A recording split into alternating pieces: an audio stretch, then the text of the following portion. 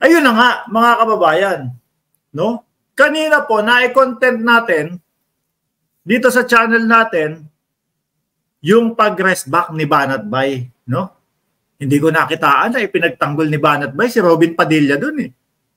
No, dahil po si Mike Abe medyo may pagbanat po eh kay Senator Robin Padilla. Kagaya na lang po nung ating medyo napapansin dito sa ating channel. Kasi naman po mga bossing, talagang pag-aantabayanan natin si Binoy. Tanging makikita lang po natin mga kababayan yung ngata. No?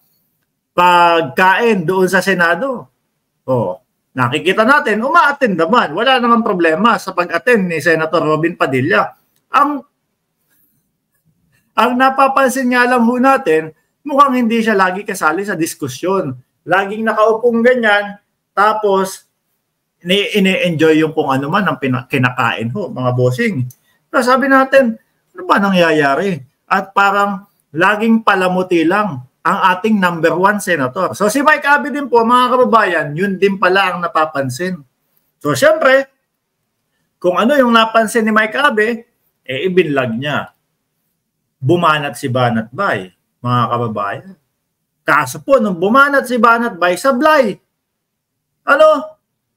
Akala ko ipagtatanggol niya ang number 1 senator ng Pilipinas na si Robin Padilla. Yung pala ang tatargetin ni Banat Bay yung labi ni Mike Abe. Sabi ko, paano naging banateros yun? Kung ganoon, di ba? Yung kanyang banat. Wala sa topic eh. Wala mismo doon sa kung ano yung itinapik ni Mike Abe, mga kababayan. Ay, Chang, shout out sa inyo ni Ma'am Maritel T. Sa halip po, ang ginawang topic yung labi ni Mike Abe. Ako po, mga kaibigan, naiintindihan ko po kung bakit minsan gumagano si Mike Abe. Kapag po kami nagsasalita dito sa live stream, mga bossing, 1 oras yan, non-stop, talaga namang mababasa ng laway yung labi mo. So ikaw, para sa ganon, mapigilan yung pagtalsik ng laway mo, gaganong-ganon ka. Ako, wala akong nakikitang masama doon kasi nagli-lipstick. Hindi mo maiisip yun pag ikaw live streamer no? Pag ikaw, nagla-live sa YouTube, mga kababayan, rumesback ngayon si Mike Abe. Total, Banat Bay, ako naman ay pine-personal mo. May tanong si Mike Abe ho, mga kababayan. Ang tanong ni Mike Abe kay Banat Bay, bakla ka ba? Nababakla ka ba sa labi ko, Banat Bay? Ganon ang tanong, mga bossing. Di ba? Kasi napuna natin, mga kababayan, na ang daming diniscuss ni Mike Abe, tapos ang banat ni Banat Bay yung lips ni Mike Abe. Sabi ko, kapag ka talagang walang ibabanat at walang laman, mga bossing, personal aatake. Ganyan ho mga kababayan Gusto mong bumawi, gusto mong restbackan yung isang tao, kaso pag doon ka re-restback sa kanyang topic, wala kang masasabi, babanat ng personal, mga kababayan. Ngayon, ayan, natanong ho tuloy siya ni Boss Mike Abe, mga kababayan. Hindi ho kami, hindi ho kami close ni Boss Mike Abe. Mga kababayan, pero ang tanong, bakla ka ba?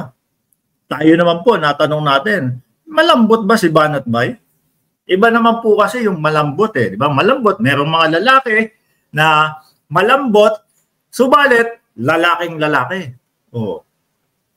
Ako napapansin ko si Atty. Harry Roque, medyo malambot, pero lalaking lalaki yan. Naghahamon nga yan si Atty. Harry Roque. Naghahamon ng toplessa niyan di ba? Tingnan niya natin kung papatopless natin si Ronel Yang. Yun ang malambot para sa akin, mga kababayan. Pero lalaki. Ngayon, ang banat ni Mike Abe. Banat Bay, bakla ka ba? Nababakla ka ba? Doon sa labi ko. Ayan, mga kababayan, maganda pong sundan yan. Panigurado. magkakaanuhan yan, magkakabalikan ho ng ano yan, mga kababayan. Baka po magkabalikan o magpalitan ho ng mga banat yan, mga bossing. No, tingin ko naman po, mga kababayan, yun na yung una at huli ni Mike Abe na mag-reply o rumesback kay Banat Bay. Kasi naman, kung makikita naman po natin yung channel, no, ni Mike Abe, mga kababayan, talagang topic sa topic yan eh. Bihira lang po. Siguro napuno na yung mama. Napuno na yung mama, no? Dahil nakikita natin, napapansin natin si Banat Bay paulit-ulit binabanata si Mike Abe. Kung natatandaan niyo po, 'di ba? Yung unang tungtong sa SMNI ni Banat Bay nung kinuha sila. Kesyo, ito yung mikropono ni Mike Abe. Yung ibinato niya daw. Tapos sabay, gumanon si Banat Bay. Yung pa lang nakita ko na yun eh. Pero sino naman matutuwa ang mapabilang ka sa SMNI? Di ho ba, mga kababayan? Kung mapabilang ka sa SMNI at maanyayahan ka, dito ka, halika, maging host ka dito. Sino matutuwa dun? Tapos yung mga kasama mo, ganun. Yung mga kasama mo, inventor ng istorya. Ba't hindi na lang kayo maging scientist? Total, magaling naman kayo mag-invento ng istorya dyan sa SMNI. Di ba? Wala pong dapat ipagmalaki doon. Mga kababayan. Wala pong dapat ipagmalaki. No? Kaya nga sabi ko, ganun, proud na proud sila na nakasama sila sa SMNI. Parang wala silang bilib sa sarili nila. Mga kababayan. Anyway, mga bossing, iwanan na po natin yan. Tingin ko, yung topic na yan, una at huli na pong banat ni Mike Abe. Diyan kay Banat Bay. Kumbaga, naglabas lang ho ng saloobin at muling babalik na ho yan, mga kababayan, doon sa talagang agenda o talagang mismong kung ano yung kanyang ginagawa sa channel niya. Ano po? May kapupulutan ng aral. Yan. Tayo po, aminado naman tayo. Walang kapupulutan ng aral dito. Kabubisitan ng mga Duterte supporter. Kabubisitan ng mga OTAP supporters. Okay na tayo dun.